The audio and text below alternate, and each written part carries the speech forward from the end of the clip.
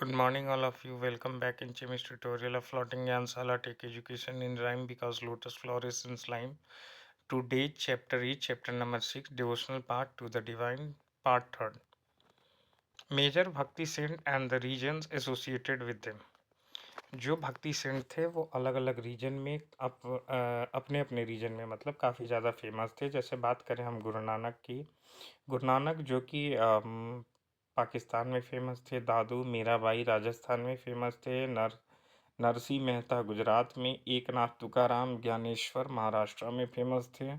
शंकर देवा आसाम में फेमस थे. सूरदास रामानंदा यूपी में फेमस थे. कबीर रैदास और ये वल्लभाचार्य और तुलसीदास जो कि मध्य प्रदेश में फेमस थे.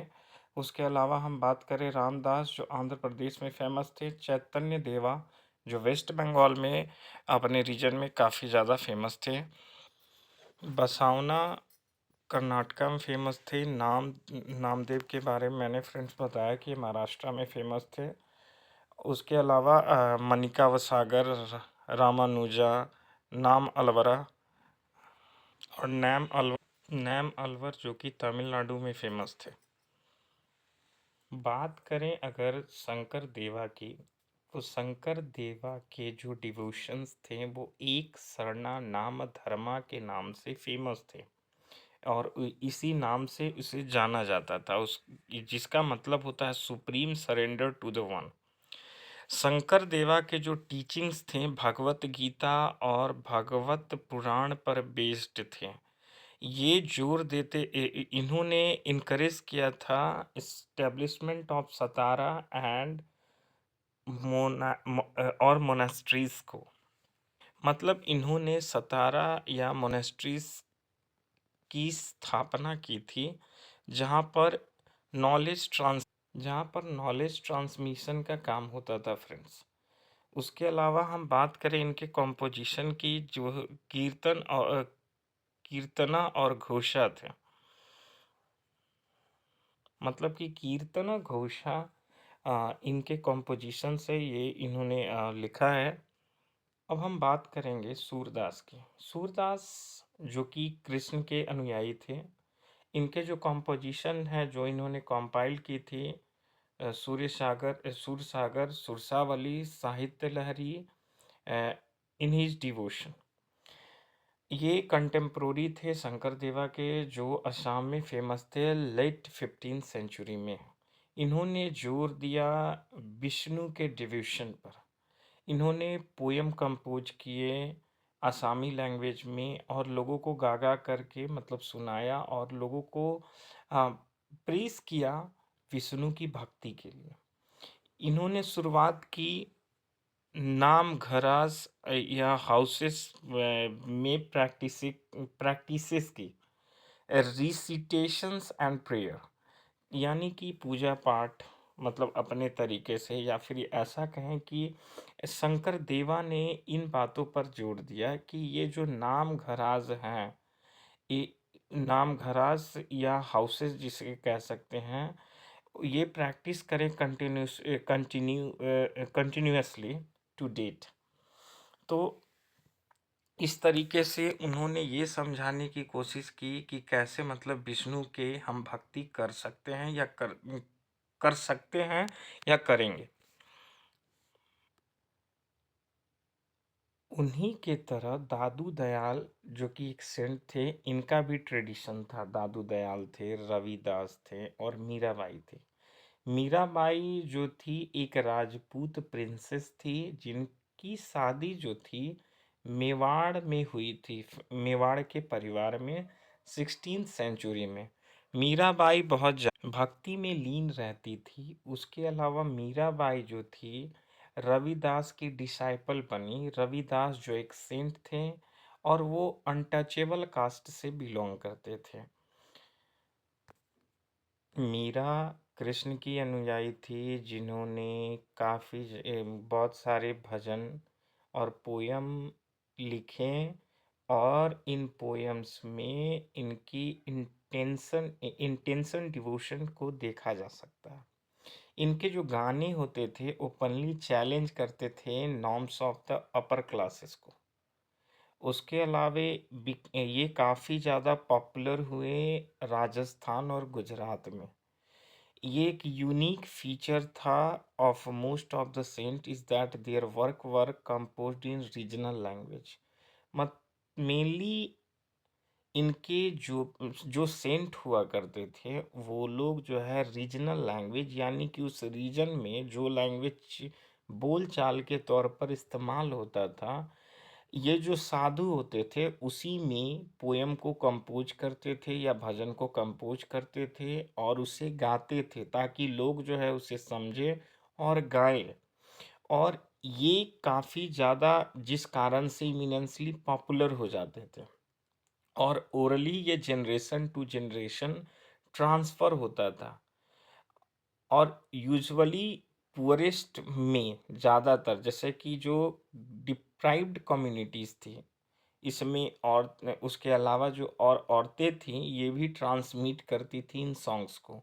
मतलब एक बार गाना, फिर एक बार मतलब जैसे सेंट के द्वारा गाना, फिर उन्हें सुनना आम लोगों द्वारा, फिर उन उन लोगों के द्वारा उनको गाना, और धीरे धीरे ये क्या होता था जनरेशन टू जनरेशन इस तरीके से ट्रांसफ़र होता था। और हमेशा क्या किया जाता था जो ये सॉन्ग्स होते थे या इन सॉन्ग्स को जो गाते थे वो जनरली उसमें ऐड करते जाते थे अपने एक्सपीरियंस को। जिस कारण से क्या होता है कि आज जो हम जिस गाने को सुन रहे हैं वो मेनली बहुत ज़्यादा मतलब उसमें चेंजेस किए गए हैं। तो वो चेंजेस ऐसे आते थे कि मैंने पहले ही कहा फ्रेंड्स कि ये जनरेशन टू जनरेशन ट्रांसफ़र होते थे। तो ये जो जनरेशन टू जनरेशन ट्रांसफ़र हो रहे थे ये भजन बोल ले या गाने को बोल ले, तो कहने का मतलब है उसको जो दूसरे गाते थे वो अपने लाइन को इसमें ऐड कर दिया करते थे। इसीलिए मैंने ये कहा कि आज जो हम जैसे कि एग्ज़ाम्पल कहें कि कबीर की वाणी जो सुनते हैं वो मॉडिफ़ाइड है, ये ओरिजिनल नहीं है जो कबीर ने गाया हुआ था। और ये जो हमारा पॉपुलर कल्चर है इसमें काफ़ी ज़्यादा ये फेमस होता था।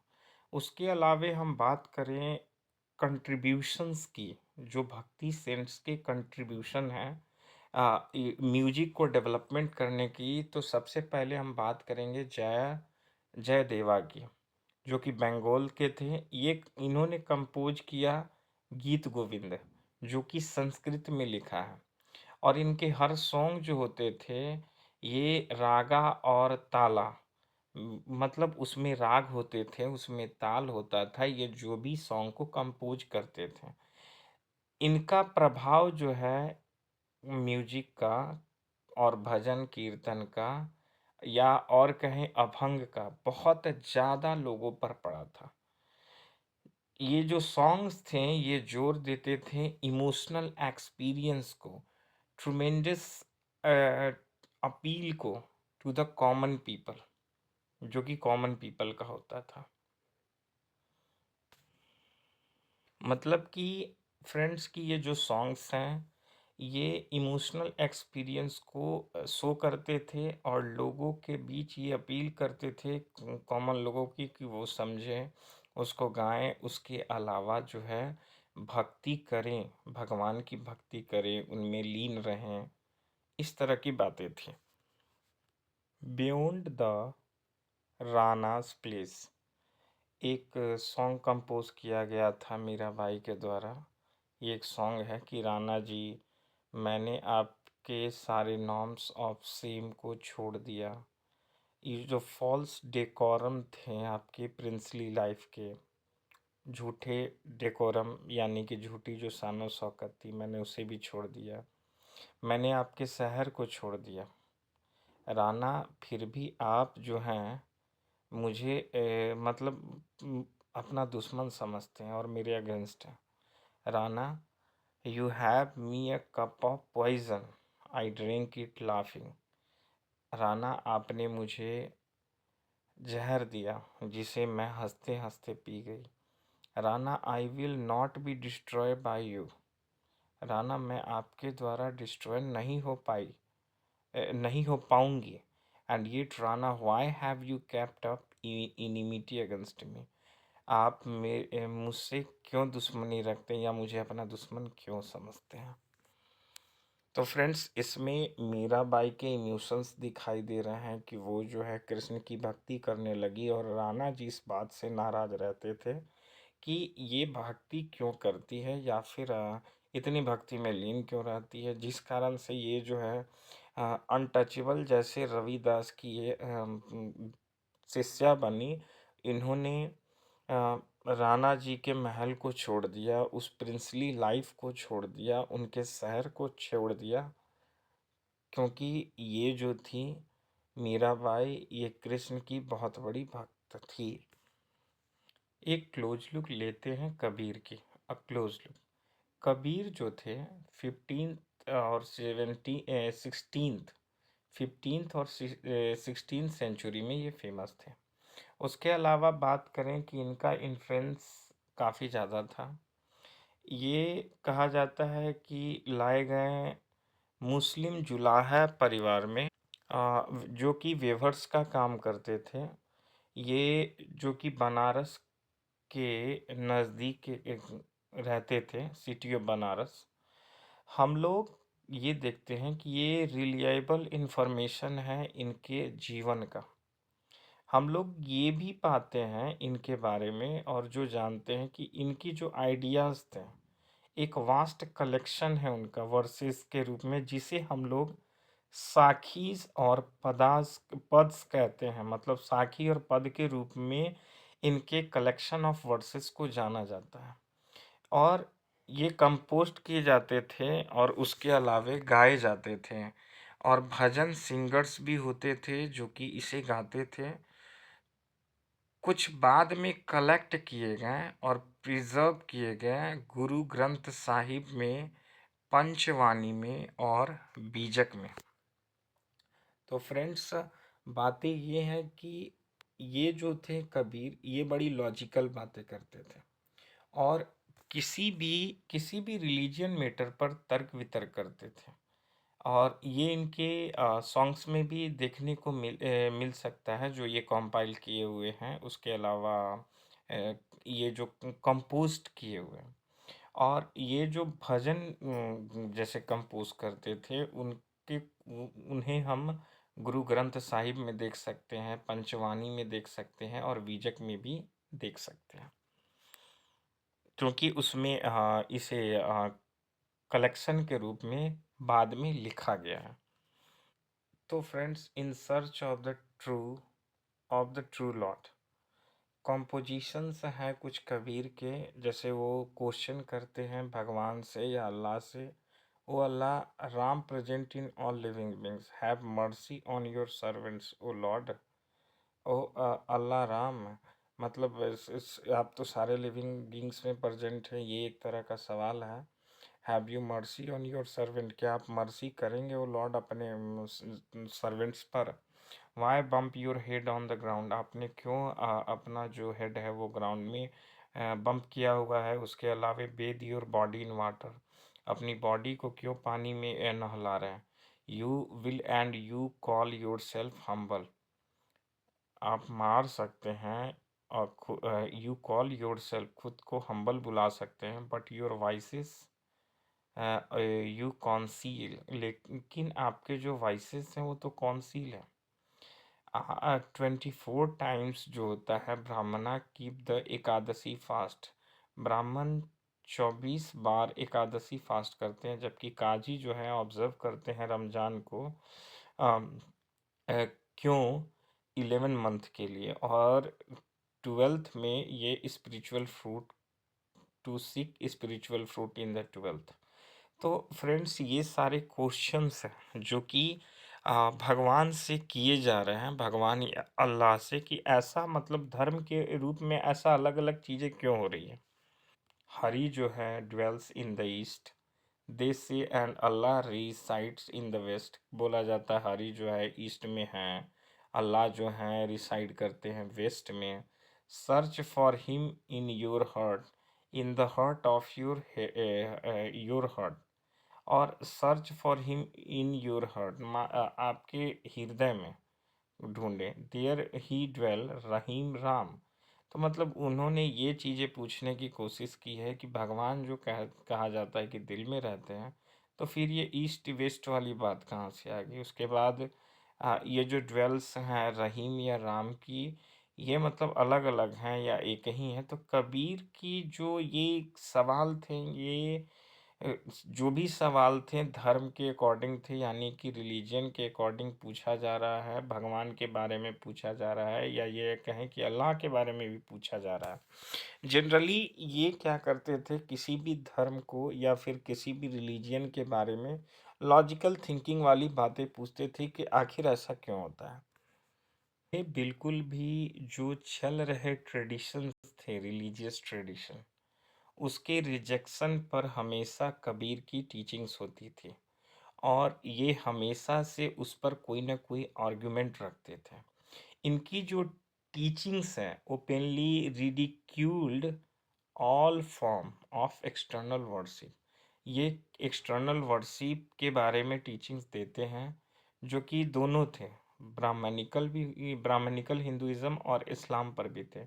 मतलब कि ये इन्होंने मेनली क्या किया है, तो किया ये है कि ये क्रिटिसाइज करते थे, ये निंदा करते थे इस्लाम के बारे में भी और हिंदुइज्म के बारे में भी। इनका ये कहना था कि आखिर क्यों ये धर्म के नाम पर अलग अलग रीति रिवाज हैं, ये अलग अलग ट्रेडिशंस हैं, ये सच भी है कि नहीं है, या फिर सच भी है तो क्यों है और किस हद तक है। इन चीज़ों के बारे में मतलब वो हमेशा सवाल किया करते थे। जो ट्रेडिशन पुराने जैसे चले आ रहे हैं, उनके बारे में सवाल करते थे कि ऐसा क्यों होता है। अब जैसे कि रमज़ान जो होता है वो उस पर सवाल उठाते थे, फिर कभी ये एकादशी पर सवाल उठाते थे कि ये इतने ड्यूरेशन ऑफ टाइम का क्यों होता है, एक्सेट्रा। तो ये जो इनके प्रिस्टली क्लासेस थी या फिर कास्ट सिस्टम था हिंदुइज्म या इस्लाम में, उस पर भी ये सवाल करते थे। लैंग्वेज जो होता है of his poetry was form of spoken Hindi. ये बोलचाल की जो हिंदी भाषा थी उस पर इनकी पोएट्री होती थी, जिसे ऑर्डिनरी पीपल सुनकर के समझ जाते थे। उसके अलावा कभी कभी कबीर जो है क्रिप्टिक लैंग्वेज का प्रयोग इस्तेमाल करते थे, जो कि समझने में काफ़ी ज़्यादा डिफ़िकल्ट होता था। कबीर भरोसा करते थे सुप्रीम गॉड पर और प्रीस्ट करते थे उनका, और ये साल्वेशन के पाथ को मानते थे, और भक्ति और डिवोशन को भी मानते थे। मतलब इनका कहना था कि केवल path path to salvation was through bhakti और डिवोशन। मतलब साल्वेशन अगर आपको पाना है तो भक्ति और डिवोशन के रास्ते ही आप साल्वेशन को पा सकते हैं। कबीर ने Kabir drew his followers from among both Hindus and Muslims. Kabir के जो फॉलोअर्स थे वो हिंदू भी थे और मुस्लिम भी थे। मैंने आपको पहले ही कहा फ्रेंड्स कि कबीर जो हैं, ऐसे तो जुलाहे के परिवार में पले बड़े, मतलब कि एक वेभर के परिवार में, और मेनली इन्हें मुस्लिम ही कहा जाता है। लेकिन इस पर डिस्प्यूट है फ्रेंड्स कि कोई कहते हैं कि कबीर हिंदू थे और कोई कहते हैं कि मुस्लिम हैं। तो इस पर फ्रेंड्स डिस्प्यूट चलते रहते हैं, और मतलब पुराने समय से चले आ रहे हैं। Baba Guru Nanak, a close look. Baba Guru Nanak जो थे, जिनके बारे में हम कबीर से ज़्यादा जानते हैं, इनका ड्यूरेशन टाइम 1469 टू 1539 है।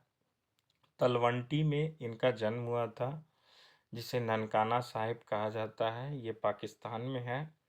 उसके अलावे हम बात करें कि ये इन्होंने इस्टेब्लिश किया करतारपुर में डेरा बाबा नानक, जो कि रावी नदी के किनारे बसा हुआ है। रेगुलर वर्शिप होती थी वहाँ पर। कंसीडर्ड किए जाते थे singing of his own hymns, इनके खुद के हाइम्स ये गाते थे वहाँ पर। इन्होंने इसे इस्टेब्लिश किया अपने फॉलोअर्स के लिए, ये जो डेरा बाबा नानक था। और उसके अलावा तो ये जो क्रीड, कास्ट और जेंडर है बिल्कुल इरिस्पेक्टिव था इनके लिए, मतलब ये इन्हें डिनाई करते थे, ये इसके अगेंस्ट में थे, जिस कारण से इन्होंने एक कॉमन किचन खोला जिसे लंगर कहा जाता है। और इस लंगर में लोग एक साथ बैठ के खाना खाते थे, मतलब जो इनके फॉलोअर्स हुआ करते थे। और बाबा गुरु नानक जो थे, इन्हें धर्मसाल के रूप में भी जाना जाता है, और इन्हें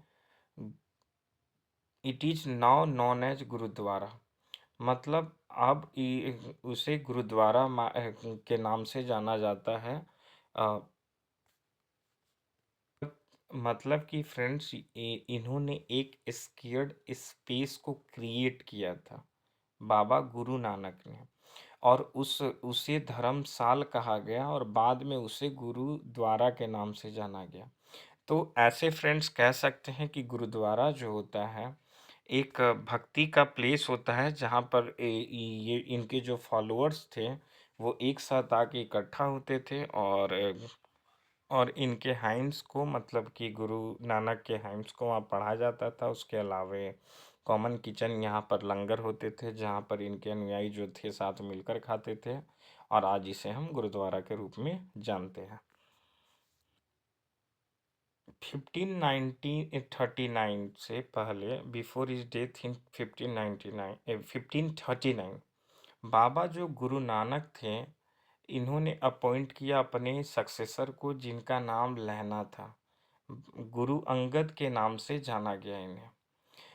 इन्हें सिग्निफाई किया जाता है कि बाबा गुरु नानक के जगह पर, मतलब ये आए थे, मतलब कि बाबा गुरु नानक ने ऐसा किया कि अपने सक्सेसर गुरु अंगद को चुना, तो गुरु अंगद जो थे उसके बाद आते हैं।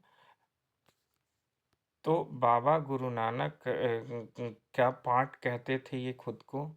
गुरु अंगद जो थे, इन्होंने कंपाइल किया था इनके कॉम्पोजिशन को, मतलब कि बाबा गुरु नानक के जो भी कॉम्पोजिशन थे उन्हें कंपाइल करने का काम लहना ने किया था, यानी कि गुरु अंगद ने किया था। इन्होंने एक न्यू स्क्रिप्ट भी दिया जिसका नाम गुरुमुखी था।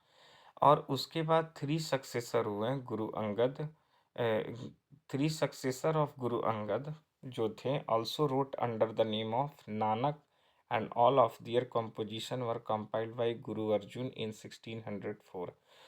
तो फ्रेंड्स, गुरु जो अंगद थे, इनके तीन सक्सेसर हुए, जिन्होंने भी मतलब नानक के नाम के अंतर्गत ही लिखा, मतलब इनके कॉम्पोजिशन को लिखा। और गुरु अर्जुन ने इन कॉम्पोजिशन को 1604 में कंपाइल किया। उसके अलावे हम बात करें कि इनकी जो कॉम्पाइलेशंस थी, इनकी जो राइटिंग्स थी, ये शेख फरीद ने भी लिखा है, अपने अदर फिगर्स लाइक थे ये। तो फ्रेंड्स, कहने का मतलब है कि शेख फरीद ने भी लिखा है, उसके अलावा संत कबीर ने, भगत नामदेव और गुरु तेग बहादुर ने भी इनके राइटिंग्स को, मतलब अपने कॉम्प्लिकेशंस में, कॉम्पाइलेशंस में लिखा है।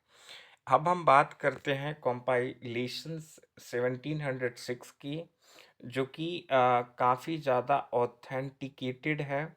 गुरु तेग बहादुर जो थे, ये बहादुर सन, ये बहादुर मतलब बहादुर के बेटे थे और सक्सेसर थे।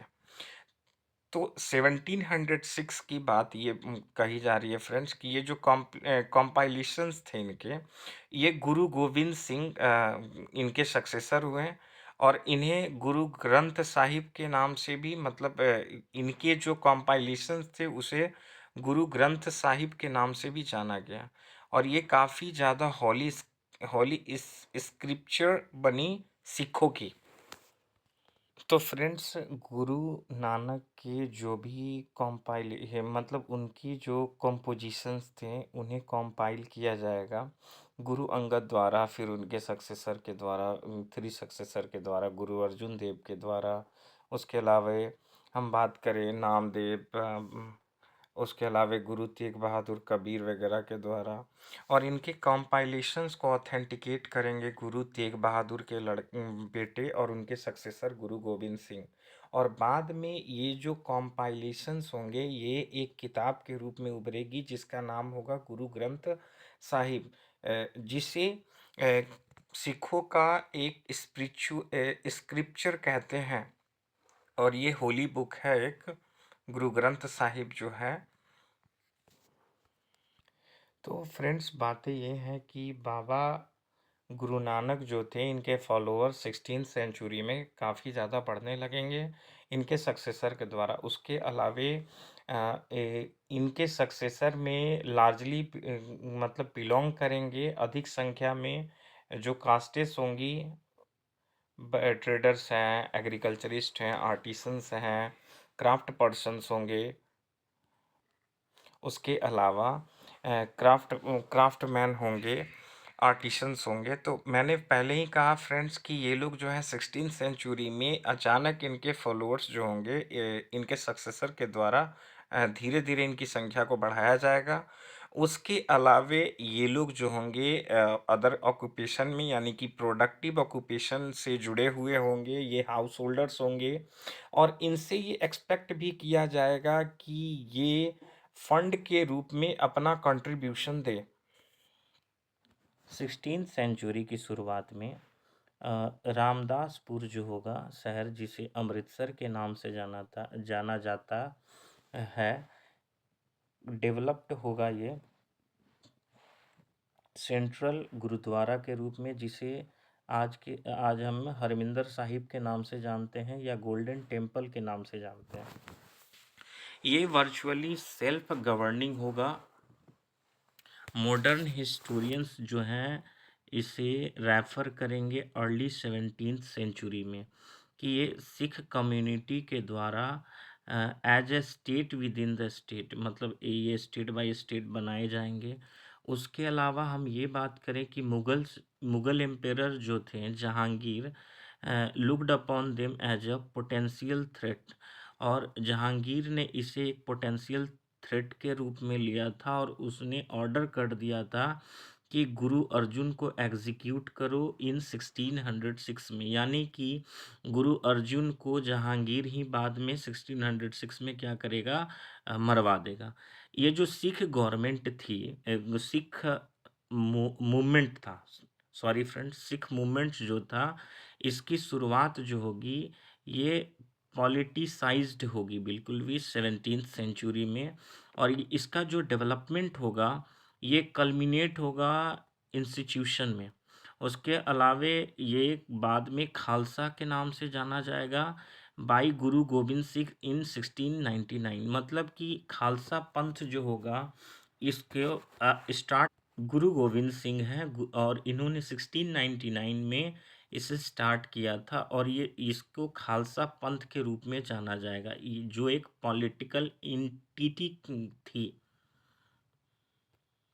तो धीरे धीरे हम पाएंगे कि हिस्टोरिकल सिचुएशन में 16th और 17th सेंचुरी के दौरान काफ़ी ज़्यादा डेवलपमेंट होगी और सिख मूवमेंट होंगे, और जो बाबा गुरु नानक के का जो इम्पैक्ट है वो काफ़ी ज़्यादा बढ़ेगा, उसमें काफ़ी ज़्यादा डेवलपमेंट आएगी बहुत जल्दी ही, मतलब इसकी शुरुआत होगी, मतलब इनके इम्पैक्ट पड़ने की यानी कि इनके प्रभाव जमने की शुरुआत हो जाएगी।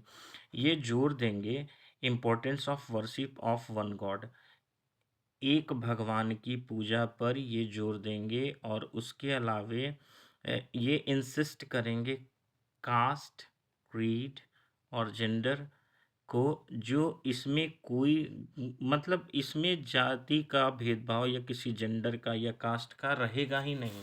इस इनके जो लिबरेशंस थे ये लिबरेशन केवल एक स्टेट के लिए नहीं थे, बल्कि ये इंसर्ट करते थे ब्लीस को, ये एक्टिव लाइफ को परस्यूट करते थे। उसके अलावा strong sense of social commitment को ये आगे बढ़ाते थे। He himself used the term नाम ये लोग खुद ही किस टर्म को लेके बढ़ते थे, तो उसे हम नाम, दान और स्नान कहते हैं। ये जो टीचिंग्स थी इनकी, एक्चुअली इसे right worship, welfare of others और प्योरिटी ऑफ कंडक्ट कहा गया या माना गया। इनकी जो टीचिंग्स थी आज भी याद रखी जाती है। नाम जपना, कीर्त करना और वंद चकना के नाम से, जो कि अंडरलाइंड है।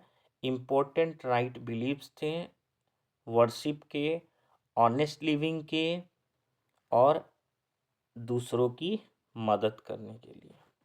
बाबा गुरु नानक जो थे, इनकी जो आइडिया थी, ये इक्वालिटी लेके आना चाहती थी सोशल और पॉलिटिकल इम्प्लीकेशंस के साथ।